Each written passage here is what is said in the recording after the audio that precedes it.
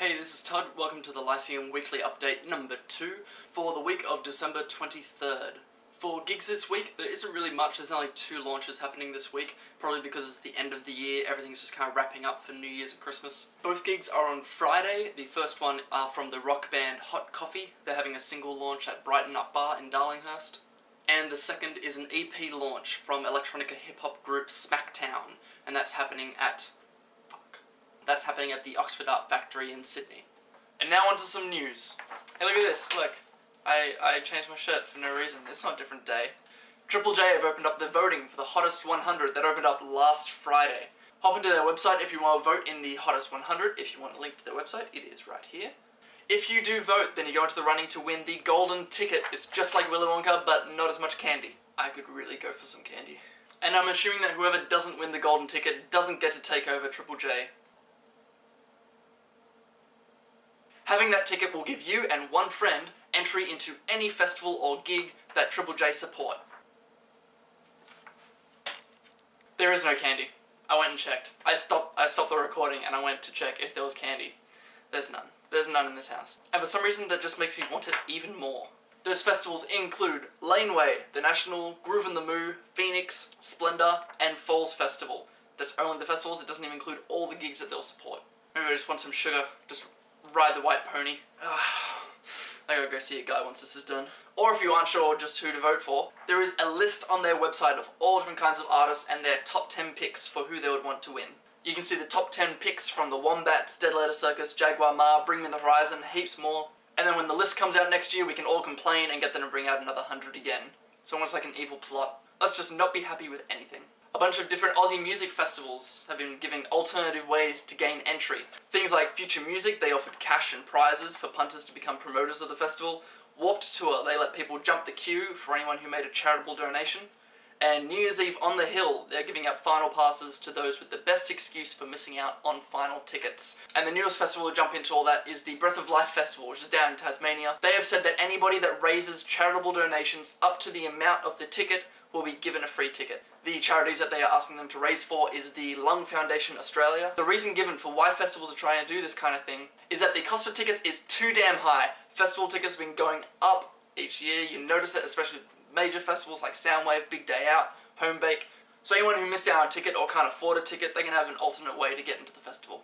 And Triple J Unearthed has released their top 50 most played acts across their website and through their digital radio system.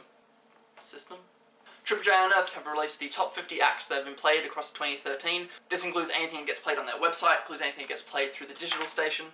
Even though the list goes through a variety of different genres, it is lacking in the rock, punk, and metal section, though I really don't think that's Triple J's bag anymore. A lot of stuff that's on the list is the indie, pop rock, singer-songwriter, electronica kind of bands, and the majority of the bands are from Sydney and Melbourne, although when you break it down to just like the top 10, they're really kind of from all over the place in Australia. Now here with the top 10 bands that made it onto the list.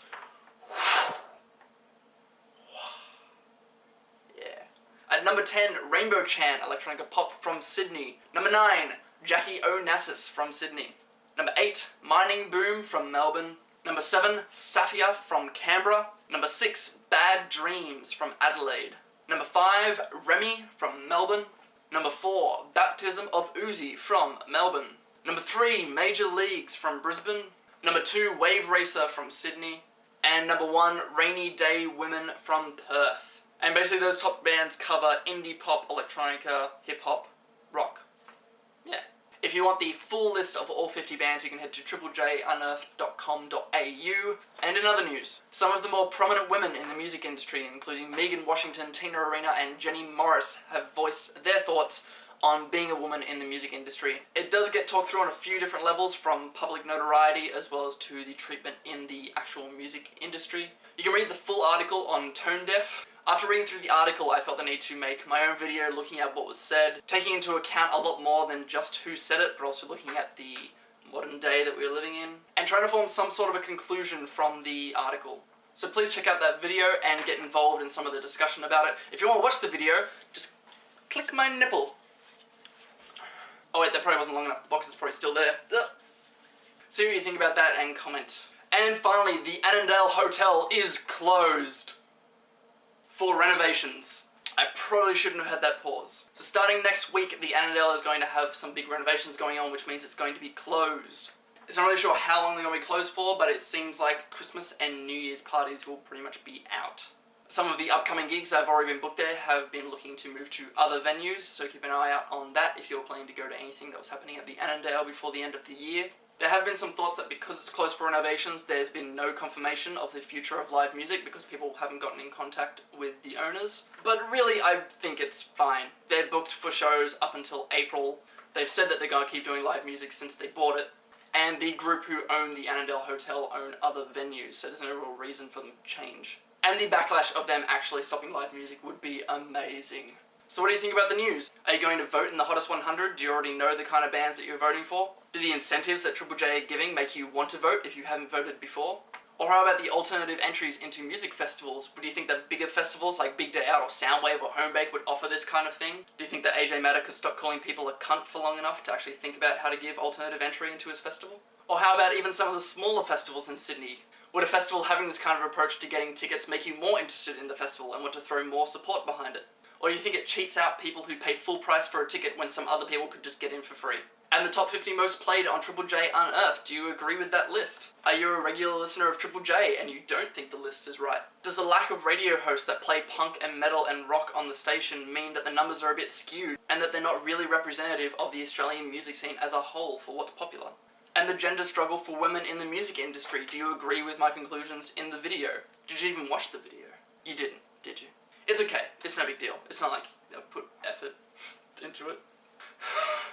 Do you think that the opinion expressed by Jenny Morris, Tina Arena and Megan Washington are really representative of the whole of females in the music industry, or do you think it's more of a minority? And what could be done to help if there is a problem?